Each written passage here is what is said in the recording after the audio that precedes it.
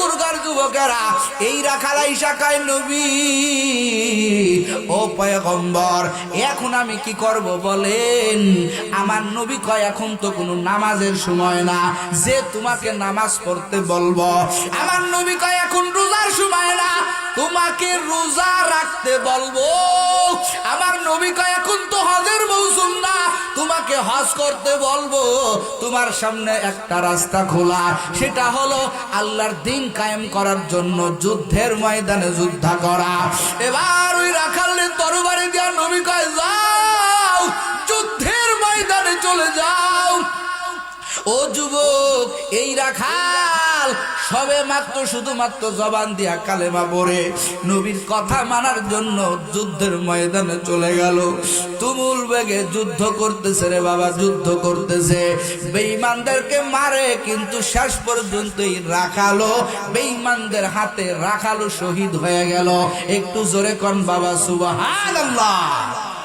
এখন যুদ্ধ শেষে সব সাহাবীরা খুঁজতেছি এতগুলো লোক মারা গেছে, কোন লোকের আমাদের দলের যারা যুদ্ধের ময়দানে শহীদ হবে। শরীয়তের মাসালা হলো এদের গোসল হবে না, এদের দুনিয়ার কোনো কাফন হবে না, এদের শুধুমাত্র যেই কাপড়ে রক্ত জড়ায় গেছে আমার নবী কয় আমার আল্লাহ কয় ওই কাপড়ে এদের দাফন হবে। একটু জোরে কন্যা সুবহানাল্লাহ।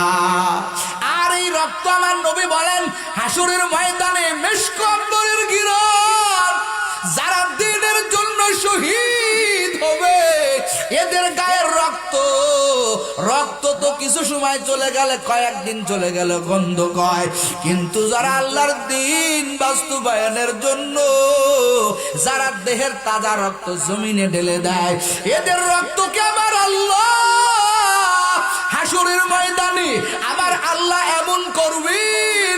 ও ঠাকুরগার যুবকেরা, ও পর্দার আড়ালের আম্মা জানেরা, শহীদ যারা হয় তাদের রক্তটা আমার আল্লাহ এমন ঘেরান যুক্ত করবেন হাসরের ময়দানে আমার আল্লাহ শহীদের গায়ের রক্তটা আমার আল্লাহ মেশক আম্বরের চাইতেও আমার আল্লাহ ঘিরান বানায়